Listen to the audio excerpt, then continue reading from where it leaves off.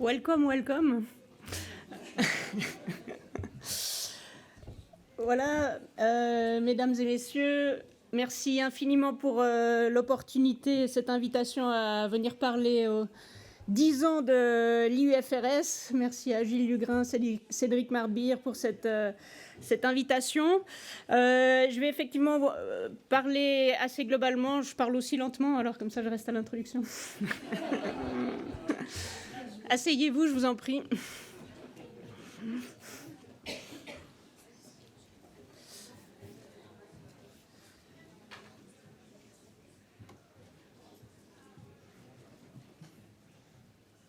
Voilà. Donc, le programme que je vous propose pour ces quelques prochaines minutes sont autour des défis. Alors, j'ai mis connus parce qu'évidemment qu'il y a bien des choses que j'ai l'impression de répéter plusieurs fois par année, et en même temps, je pense que tant qu'on les répète, c'est qu'elles ont un certain sens, mais je vous rassure, des fois, je me refais un peu, donc il y a quand même quelques nouvelles slides. Ensuite, je parlerai des orientations en matière de politique de santé publique, en tous les cas dans le canton de Vaud, mais c'est probablement aussi plus large. Et puis, dans une troisième partie, j'aborderai les questions autour des professionnels de la santé et cet enjeu majeur que nous avons en face de nous, et on peut appeler ça entre continuité ou disruption. Alors, les défis.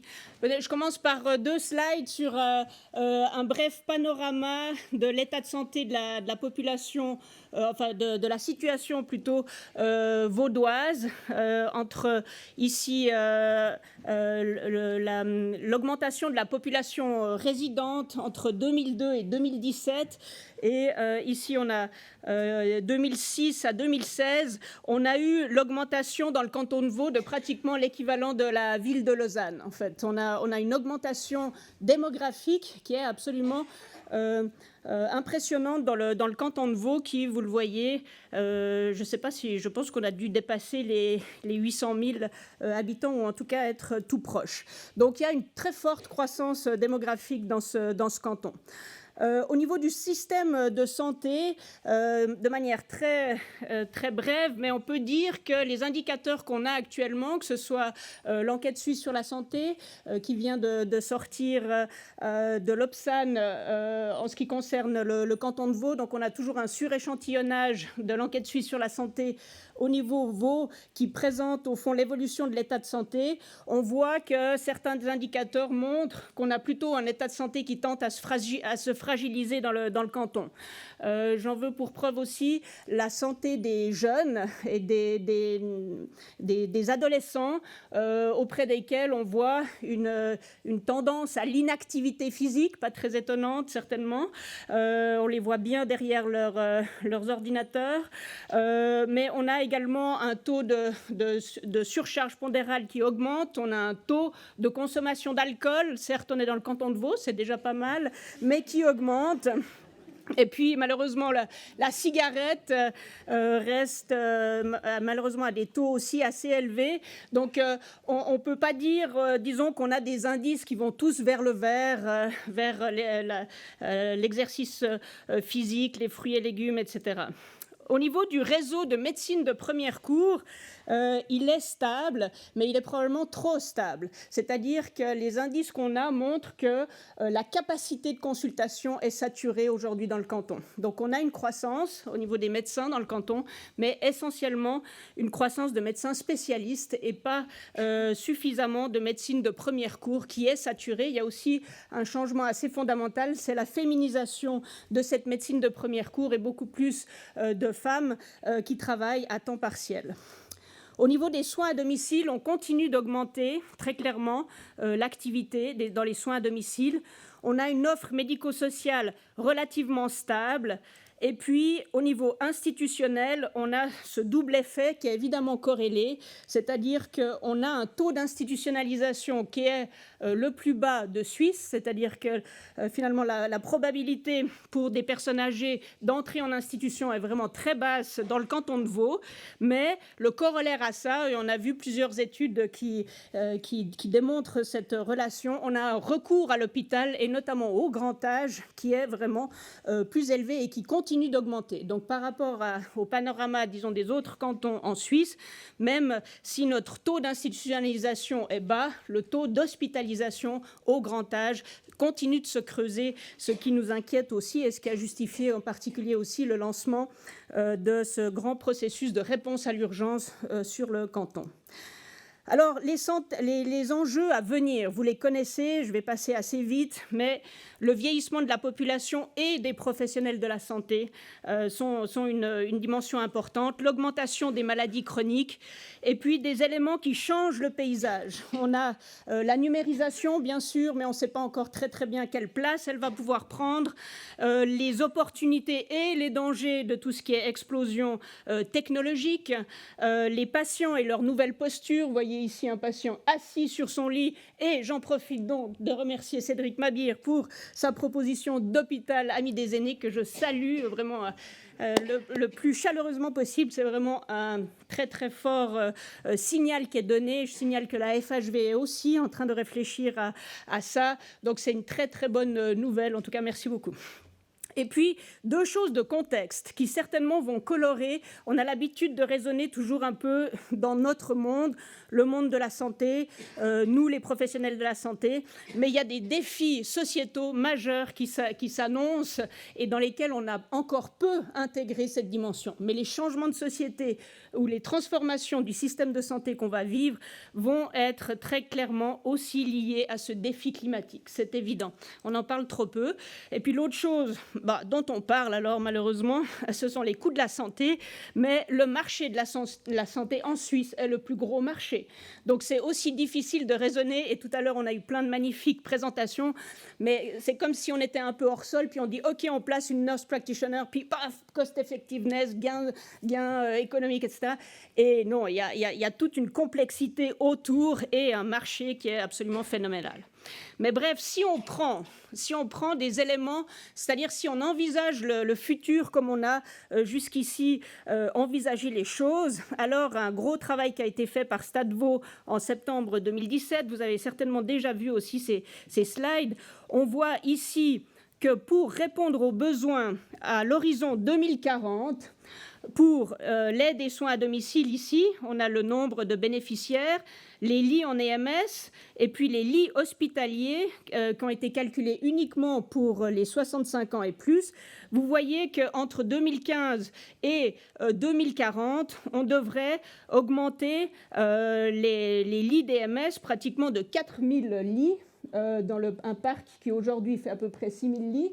Pour les lits hospitaliers aigus, on devrait passer d'à peu près 2000 lits à 2100 à 2200, donc rajouter, excusez-moi, on double la mise, excusez-moi, donc on devrait passer à 4000 lits, donc on devrait doubler tout notre parc hospitalier dans le canton. Je vous laisse imaginer, on n'a pas encore déménagé l'HRC, donc on devrait donc doubler les capacités en termes de lits hospitaliers et en termes de soins à domicile. Vous voyez qu'on avait là à peu près 12 500 bénéficiaires en 2015, on va rajouter à peu près 10 000 bénéficiaires et donc on double aussi la mise. Donc ce qu'on dit au Grand Conseil, ce qu'on dit aux politiques, ce qu'on dit à tous ceux qui veulent l'entendre, et c'est pour ça que je le redis, c'est pas réaliste. D'ici 20 ans, c'est juste pas réaliste. On peut pas.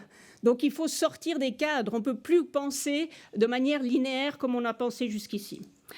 Je vous redonne encore pour vous convaincre, encore une autre slide. Ici, cette slide montre entre 2014 et 2040 l'augmentation des lits justement d'EMS. Et on a ici en trétillé rouge la ligne de Stade Vaud, c'est-à-dire qu'on devrait donc augmenter à peu près de ces 3000 à 4000 lits supplémentaires, la ligne de Stade Vaud. Ça, en gris dessous, c'est la ligne de planification de construction qui est actuellement en cours, voyez.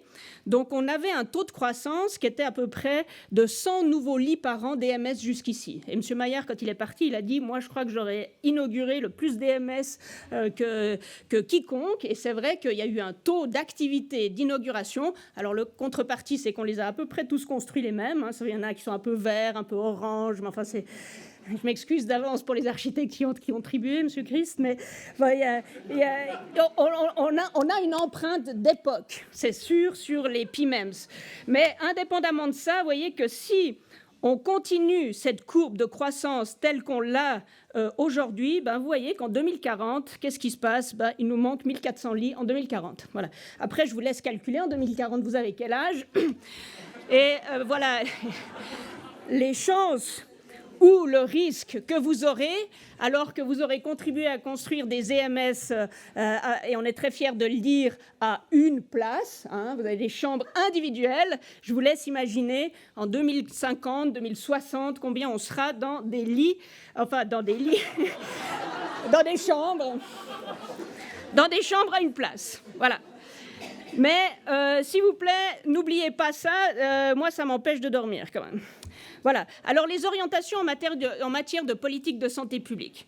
Alors là, on revient aux fondamentaux. Et pourquoi l'époque est aussi intéressante, c'est que autant au début du siècle passé et dans l'histoire, disons, de la médecine, il était évident que la santé publique avait un rôle de protection de la population, autant ce rôle de santé publique s'est amenuisé au cours des 50-60 dernières années par l'émergence de la médecine, de la biomédecine, qui a trouvé des maladies et qui ne traite plus que la maladie. Je ne parle même pas de la génomique et des épis, tout ce qu'on veut, et des omiques, mais on est revenu à un traitement qui était complètement individuel. Dans ce contexte-là, il est extrêmement difficile de redéfinir quel est le rôle de santé publique, quel est le rôle de l'État finalement. Où mettons la population? Donc, je dis, le but de la santé publique et le but pour nous tous est de maintenir la population en santé et le mieux en santé possible. Alors pour faire cela, on a déposé des axes stratégiques dans un rapport de politique de santé 2018-2022 qui correspond à la législature. Et on dit il y a deux éléments majeurs, c'est maintenir la population dans ce meilleur état de santé possible, c'est organiser un dispositif de soins qui soit de qualité, et tout ça dans un cadre qui garantisse la durabilité du système de santé. Vous avez vu que cette durabilité, elle est questionnée. Donc là, vous pourrez voir sur le site, ou si vous tapez « rapport de politique de santé Vaud », vous verrez ces champs d'action. Alors, un des éléments centraux, c'est sortir de l'hospitalocentrisme. Je pense qu'on doit vraiment faire tous les efforts nécessaires maintenant pour réaliser, parce que tout le monde ne l'a pas encore réalisé, que les gens ne vivent pas à l'hôpital et que l'hôpital n'est pas ou n'est plus le lieu forcément de tous les saluts. Voilà. Le lieu du salut est dans la communauté. Et on doit absolument travailler sur ce qu'on appelle, alors on peut se battre sur la terminologie, je le fais pas, soins primaires, voilà, appelons ça les soins primaires. Donc on doit retrouver dans ce canton une culture de ce que sont les soins primaires. Je pense qu'on l'a perdue, je pense qu'on doit la retrouver, on doit la redécouvrir, on doit la réinventer probablement à l'aune de la nouvelle constitution de nos systèmes de santé aujourd'hui. Donc ça, c'est l'élément central. Donc dans ce renfort de la première ligne de soins, on trouve des choses comme des nouveaux modèles. Encore aujourd'hui, ce matin, j'avais dans mon bureau des gens qui viennent me présenter un réseau. On est encore dans la lecture classique. C'est un médecin individuel qui veut bien adhérer à quelques dimensions de qualité et de suivi de l'hémoglobine glyquée, quand même pour ses patients, etc. Mais on est encore dans le modèle complètement centré, médical, solo encore, parce que même si on le met dans un réseau, même si on le met dans un cabinet de groupe, ça reste une pratique solo. On doit inventer des nouveaux modèles. J'ai bien aimé, je crois que c'est vous, madame... Je savais que j'oublierais votre nom, professeur Denise. Voilà. sur l'idée qu'un jour, il puisse y avoir une gouvernance dans des maisons de santé qui soient des gouvernances aussi réalisées par des infirmières avec certainement d'autres dimensions et d'autres ambitions. On doit absolument articuler les dispositifs institutionnels et les soins de première ligne. Je prends l'exemple aussi du monde du handicap. Le monde du handicap nécessite une expertise, nécessite un accompagnement, une sensibilité, une interprofessionnalité énorme. On n'y est pas. Franchement, j'ai honte de le dire. Dans ce canton, on fait plein de trucs, mais dans le milieu du handicap, il n'y a personne. Et je pense aussi que là, on doit répondre à ces besoins institutionnels pour des personnes vulnérables et qui sont... on doit dépasser vraiment ces questions-là. La promotion de santé, la prévention, l'accès aux soins, le santé sociale, après des choses qui paraissent un peu étriquées tout d'un coup, mais le dossier électronique du patient, c'est un enjeu majeur. Soit on réussit l'adoption et les professionnels contribuent à ce dossier, soit il n'y aura pas d'adoption, la technique sera là, magnifique, sécurité, protection des données, il sera vide ou il sera une poubelle. Donc il faut absolument que tous les professionnels comprennent qu'on doit contribuer à quelque chose.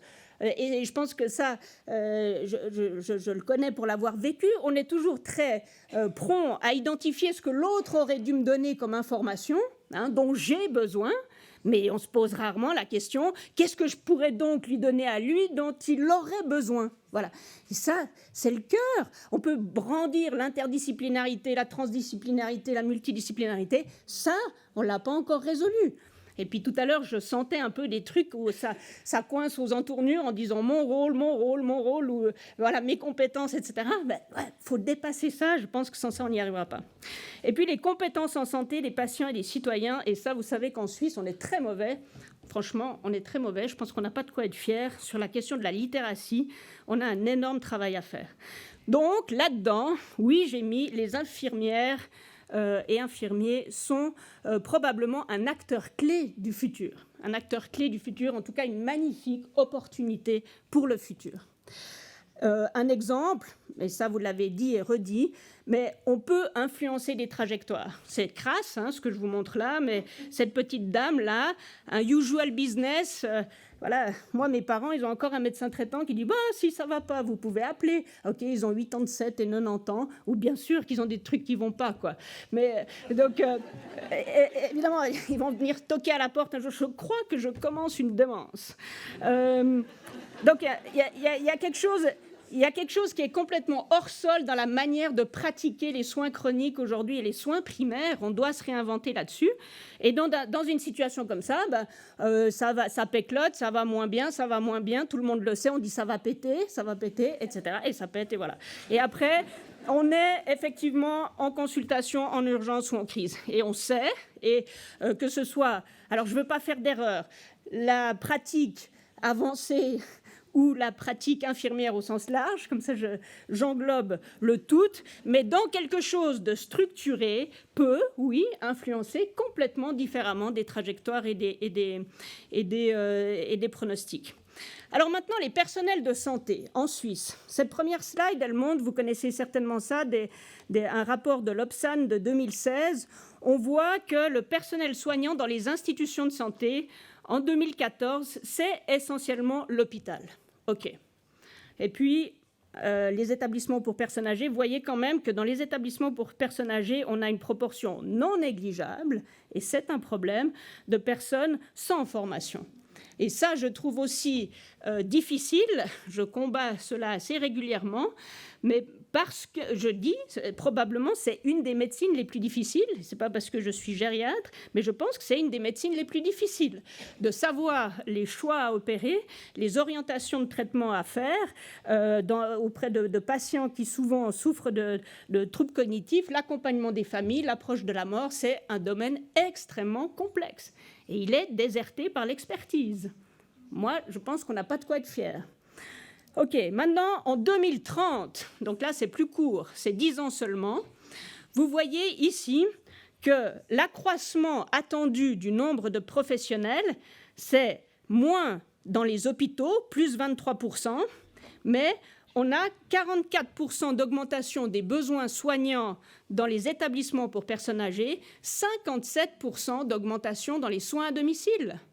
Alors moi, je vous dis, mesdames, messieurs de l'IUFRS, mesdames, messieurs des écoles, il est grand temps qu'on prépare cet avenir-là.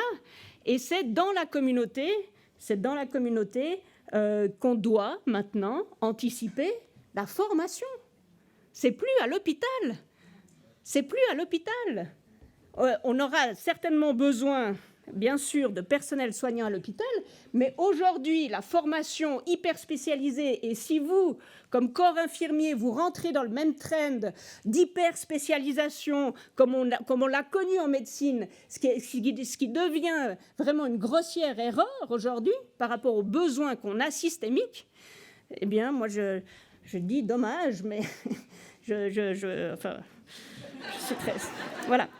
Alors, après, ça, c'est le truc que j'ai eu le plus de peine à comprendre, mais maintenant, comme mes enfants grandissent, je vois à peu près où ils sont.